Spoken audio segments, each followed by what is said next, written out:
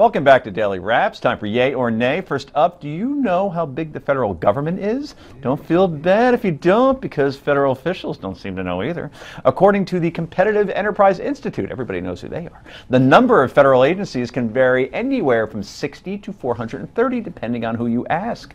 The online agencies, but the Administrative Conference of the United States lists 115 agencies. Adding that, there is no authoritative list of government agencies. Sleep well tonight. Is this a great example of a much larger, more serious problem within our government? Yay or nay? We don't even know how many agencies we have. Know me. Kick Nay. it. We need better technology to regulate these agencies, to connect them. There's no interconnectedness. Can't we just count?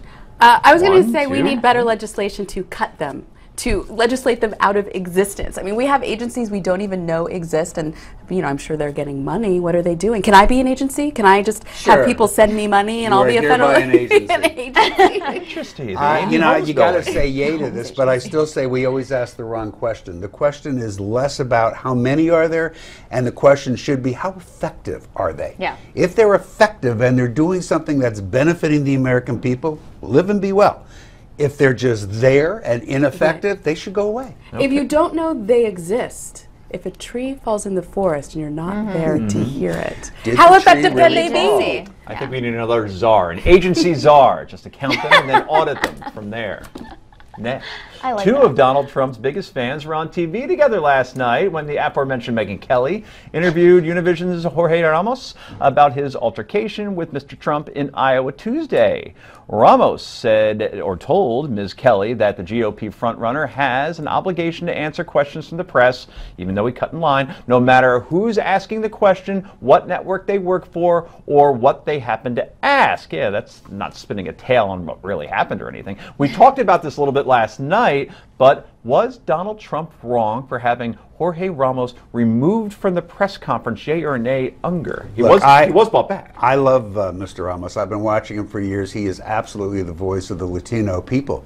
But I actually thought Trump handled it properly, and mainly because he was not asking him questions. He was making a speech, and he did cut in front. Look, press conferences are a scrum. Everybody's screaming, everybody's raising their hand. But once somebody's called on, it's not about being disrespectful to Trump. He was being disrespectful to the journalists who had been called on. That's right. And it wasn't like it was done at the end of the press conference when he realized he wasn't going to get called on. It was after the second question that he jumped in. And it was no longer a question, it was a speech. And when you make speeches at press conferences like that, you're no longer a reporter, you are a protester. And protesters get removed. But, as I noted last night, Trump, this is just like his immigration policy. Jorge Ramos was deported, right? And then they realized, okay, you're good, and then they brought him back. Bring him back in. That's hysterical. It's a metaphor. One of the good ones. Right, but he is an American citizen, yes, so he didn't necessarily deserve to be deported. Look, I thought Donald Trump handled it. I thought he handled it fine. I agree that Jorge Ramos was less a reporter than he was editorializing. What more would you say about this? I think Ronald Reagan had the best line. I paid for this microphone. At press conferences, the candidate can call on whomever he likes, answers whichever questions he likes, or if he's Hillary Clinton, tie them all in a rope and walk away. Right. Or if you're Barack Obama, spy on them. Like it's different when you're elected. Then you have more of an obligation to take. Rick makes you don't own the microphone. To be fair here, there was an argument going on between Jorge Ramos and Trump well before this. So as a reporter, Jorge knew what his odds of getting a question now were, so he had an opportunity. And listen, his job is to ask questions. He didn't do anything wrong. Yes, whether it was composed or not. He didn't do it to Trump. He did it to the other reporter who was called on. Sure, but he's not running for office. Donald Trump is running for office, and all that matters is how Donald Trump looks, and he didn't handle that well. It's a problem for Donald Trump, not a problem for Jorge Ramos. Oh, Donald Trump got conservatives united behind him for the first time in his campaign. That's true. But not... Anyway.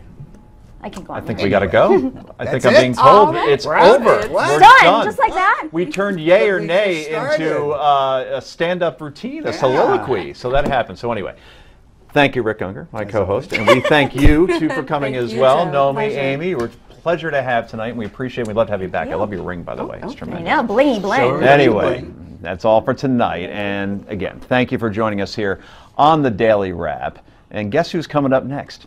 That's right, Steve Malzberg and the Steve Malzberg Show. That's next.